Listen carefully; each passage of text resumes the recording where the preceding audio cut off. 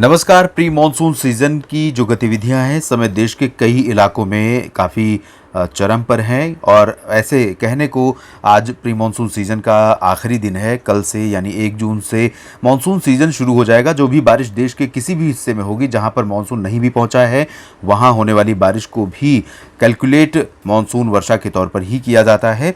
इस समय आप देख सकते हैं उत्तर भारत में जम्मू कश्मीर के पास बने पश्चिमी विक्षोभ और पाकिस्तान तथा इससे सटे भागों पर बने सर्कुलेशन के प्रभाव से पंजाब के कई इलाकों पर घने लाइटनिंग वाले बादल बने हुए हैं और जम्मू कश्मीर के भी कुछ इलाकों पर घने बादल नजर आ रहे हैं।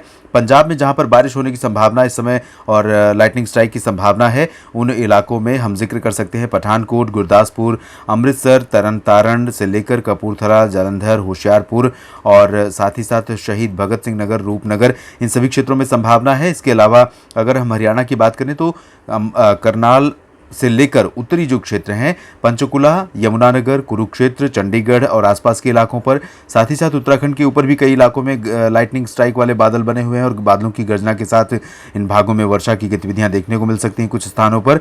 और राजस्थान पर भी पैचेज हैं लेकिन ये बहुत ही आइसोलेटेड पैचेज हैं, इनसे ज़्यादा की संभावना नहीं है। उत्तर प्रदेश पूरा साफ है। बिहार पर भी इस समय फिलहाल कोई मौसमी हलचल नहीं हो रही है। पूर्वी क्षेत्रों में छिटपुट जगहों पर भले इक्का दुक्का गतिविधियां हो जाएं लेकिन ज़्यादातर जो इलाके होंगे वो उन इलाकों में मौसम मुख्यतः साफ और शुष्क बना रहेगा। पूर्वोत्तर भारत के राज्यों में इससे पहले दिन में काफ़ी घने बादल बने हुए थे। मेघालय और मणिपुर, मिजोरम, त्रिपुरा, ये जो 4 स्टेट्स हैं दक्षिणी पूर्वोत्तर राज्यों के, पूर्वोत्तर भारत के, इन इलाकों पर बहुत घने बादल बने हुए थे और बहुत तेज़ गर्जना के साथ लाइटनिंग स्ट्राइक और तेज़ हवाओं के साथ इन भागों में व्यापक वर्षा दर्ज की गई। लेकिन इस समय भी बादल हैं, हालांकि इनसे भी लाइटनिंग स्ट्राइक नहीं हो रही है। हालांकि कुछ स्थानों पर वर्षा ज़रूर हो सकती है।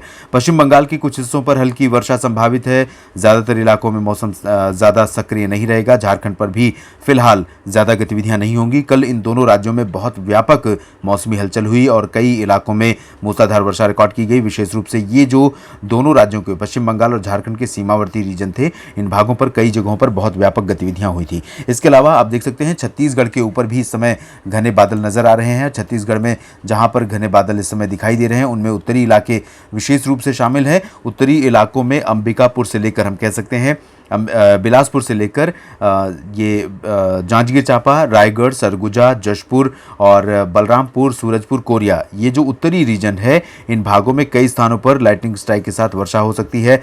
झारखंड का भी पश्चिमी इलाका जो छत्तीसगढ़ और इसके आसपास का इलाका है सटा हुआ, इन भागों में भी कुछ स्थानों पर वर्षा और लाइटनिंग स्ट्राइक के साथ वर्षा की गतिविधियां देखने को मिल सकती हैं।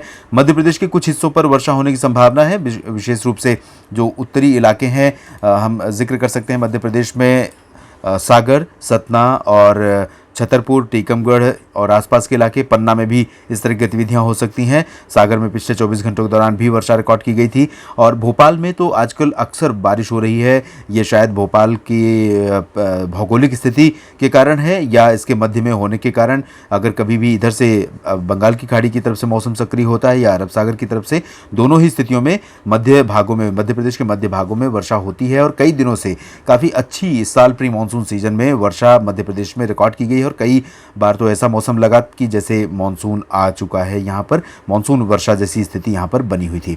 इसके अलावा दक्षिण भारत की तरफ से अगर देखें, दक्षिण भारत के पहले हम अगर मध्य भारत के महाराष्ट्र की बात करें, उड़ीसा की बात करें, उड़ीसा के ऊपर आप देख सकते हैं काफ़ी घने बादल नज़र आ रहे हैं और ये जो बादल हैं ये कुछ इलाकों में काफ़ी व्यापक वर्षा भी दे सकते हैं। इसके अलावा मध्य प्रदेश में विदर्भ में भी और मराठवाड़ा तथा मध्य महाराष्ट्र के रीजन पर भी बादल हैं। मुंबई में भी बारिश हुई है, आज भी हुई है, कल भी वर्षा रिकॉर्ड की गई थी और ये उम्मीद है कि इस समय शाम के 6 बज रहे हैं। आज 31 मई है, साल 2021 के प्री मानसून सीजन का आखिरी दिन और इस दिन काफ़ी अच्छी गतिविधियां यहाँ पर संभावित लग रही हैं। इसमें सांगली, सतारा, पुणे, सोलापुर, कोल्हापुर और मराठवाड़ा के कई रीजन में वर्षा होने की संभावना है लाइटनिंग स्ट्राइक के साथ और हैदराबाद समेत तेलंगाना में भी कुछ स्थानों पर काफ़ी ठीक ठाक बारिश और लाइटनिंग स्ट्राइक के साथ देखने को मिल सकती है।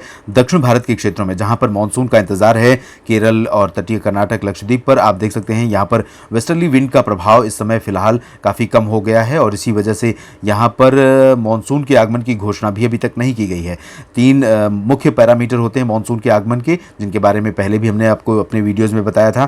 पहला होता है वेस्टर्ली विंड का एक पर्टिकुलर रीजन में, ये लगभग इस रीजन में इसका जो एरिया है यहाँ पर वेस्टर्ली विंड 600 हेक्टापास्कल पर यानी 600 एचपीए पर जो विंड वेस्टर्ली चलती है उसकी डायरेक्शन लगभग इस तरह से होनी चाहिए और विंड की स्पीड कंसिस्टेंट होनी चाहिए और स्पीड भी ठीक ठाक होनी चाहिए।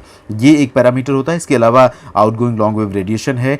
Outgoing long wave radiation 200 watts प्रति स्क्वायर मीटर से नीचे होनी चाहिए इस पर्टिकुलर रीजन में, और वो अभी नहीं है और हवा भी इस तरह से नहीं चल रही है। साथ ही 14 लोकेशंस ऐसी हैं, एक कर्नाटक का तटीय क्षेत्र मंगलुरु और साथ ही साथ लक्षद्वीप के 2 लोकेशन हैं, अमनी दीवी और एक और लोकेशन है, और साथ ही ये 3 लोकेशन और 11 लोकेशन हैं, 11 स्थान हैं केरल के, जहां पर इन 14 स्टेशनों पर 14 स्थानों पर 2 दिन लगातार 24 घंटों की अवधि के एक दिन और उसके बाद अगले 24 घंटों की अवधि के दौरान 2.5 मिलीमीटर या उससे अधिक वर्षा होनी चाहिए। 2.5 मिलीमीटर से अधिक वर्षा एक दिन की अवधि में रिकॉर्ड की जानी चाहिए और उसके बाद अगले दिन भी इसी तरह की बारिश 2.5 मिलीमीटर या उससे अधिक होनी चाहिए। और इन 14 लोकेशनों में 60% रीजन मैटर करता है। 60% इलाके में इस तरह की बारिश होनी चाहिए, तभी मानसून यहाँ पर आया हुआ माना जाता है। तो मानसून की जो एक्सप्रेस है वो थोड़ा सा डिले हो गई है और श्रीलंका पर अभी